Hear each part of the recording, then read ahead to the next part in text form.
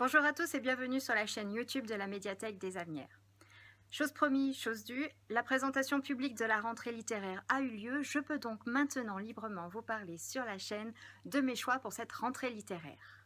J'ai choisi pour vous une vingtaine de romans parmi les 580 et quelques qui sont sortis depuis le 16 août. J'ai fait un joyeux mélange de littérature française, étrangère, de premiers romans. J'ai veillé à ce que dans mes choix il y en ait pour tous les goûts, j'espère donc que vous trouverez votre bonheur.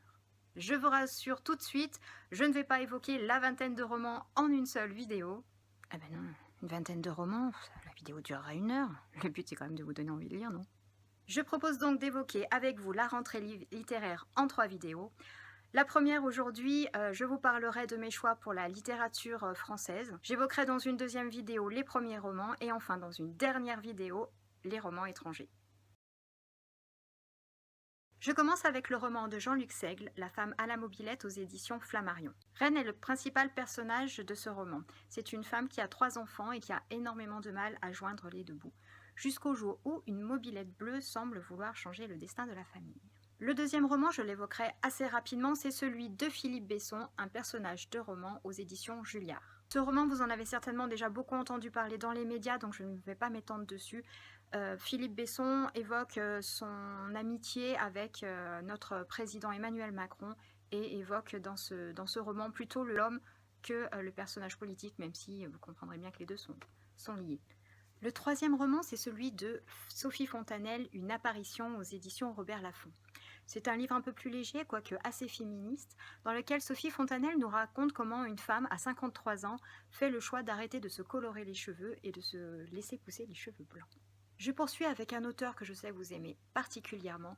Il s'agit de Sorge Chalandon qui revient avec un roman qui s'appelle Le jour d'avant aux éditions Grasset. Sorge Chalandon évoque la catastrophe minière de Liévin qui a eu lieu en 1974 et comment un des mineurs y a perdu son frère. Ce mineur décide de quitter le Nord pour Paris dans l'attente d'un moment propice pour se venger.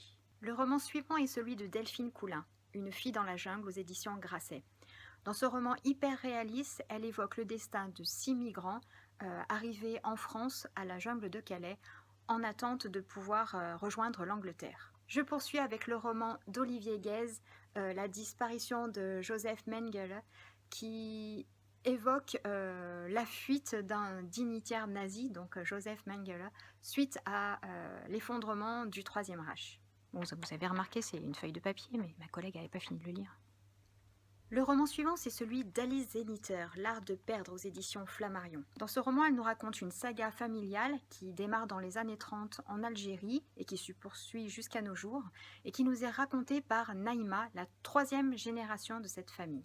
J'enchaîne avec le roman d'Erwan Larrer qui s'appelle Le livre que je ne voulais pas écrire aux éditions Quidam. Erwan Larrer était présent le soir de la tuerie au Bataclan. Il a été blessé et il s'en est sorti. Il était aussi le seul écrivain présent ce soir-là. Il ne voulait pas, comme le dit le titre, écrire sur ce sujet. Il ne se sentait ni le droit ni l'envie. Mais pourtant, tant qu'il ne l'avait pas fait, il ne pouvait pas passer à autre chose et ça a donné ce livre.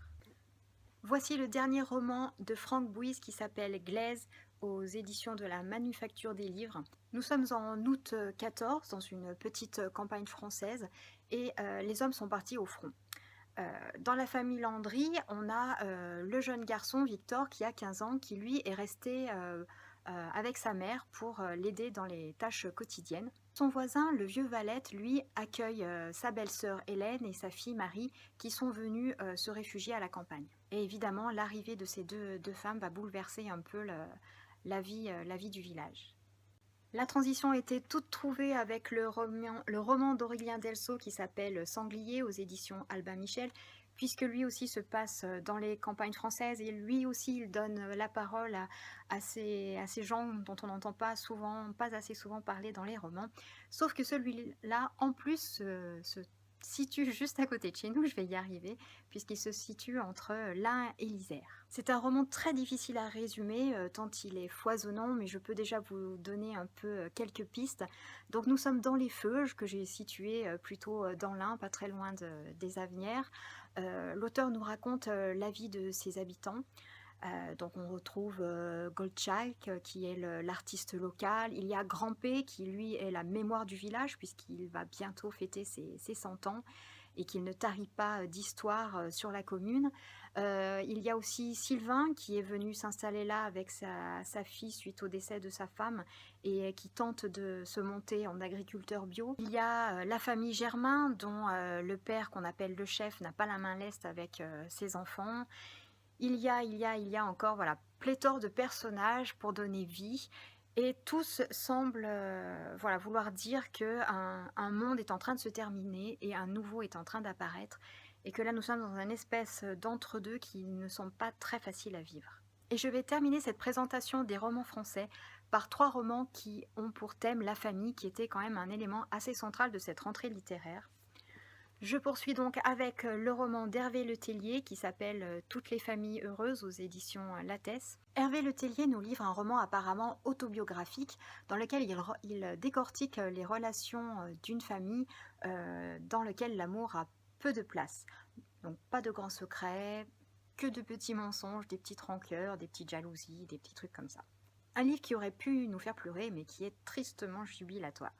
Le roman suivant est celui de Monica Sabolo, Summer, toujours aux éditions Lattès, et qui évoque un fait divers, la disparition d'une jeune fille de 19 ans lors d'un pique-nique au bord du très chic lac Léman. Cette disparition a eu lieu il y a 25 ans et elle nous est racontée par le frère cadet qui avait alors 15 ans à l'époque et qui jusqu'ici a réussi à vivre avec ce drame familial sans trop de casse, mais 25 ans après le voilà rattrapé par les faits. Il fait des rêves bizarres, il est victime d'hallucinations, bref, il n'arrive plus à vivre et il va être obligé de revenir sur son passé, mener sa propre enquête pour réussir à vivre à nouveau. Et je termine par le roman de Pascal Morin, Une mer d'huile, aux éditions d'Urwerk. Dans Une mer d'huile, Pascal Morin évoque une famille qui, tous les étés, au mois d'août, se retrouve à Sanary dans la maison familiale.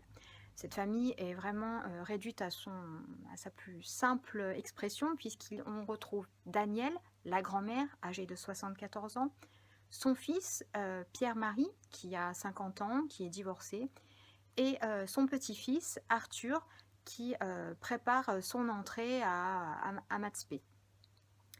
Ce petit trio se retrouve d'une façon assez monotone et habituelle dans cette maison de Sanary. Sauf que cette année, une 4e personne va venir faire un peu exploser le trio malgré elle. Il s'agit de Priska, une aide à domicile que Daniel a engagée soi-disant pour l'aider dans ses travaux ménagers. Avec l'âge, ça devient un peu difficile. Mais plus on avance dans le récit et plus on doute que cette raison-là soit la bonne. Voilà, et bien j'ai fait le tour de cette sélection de romans français. Je ne vous cache pas que c'était un très gros morceau. Il y a 13 ou 14 livres dans cette sélection, donc c'était une énorme sélection. J'espère que la vidéo vous a plu. Surtout, n'hésitez pas à vous abonner. Réservez aussi les livres qui vous ont plu. Je vais inscrire juste en bas de l'écran l'adresse de notre catalogue en ligne. Et je vous dis donc à très bientôt pour la partie sur les premiers romans qui, je vous le promets, sera bien plus courte. Allez, à très bientôt.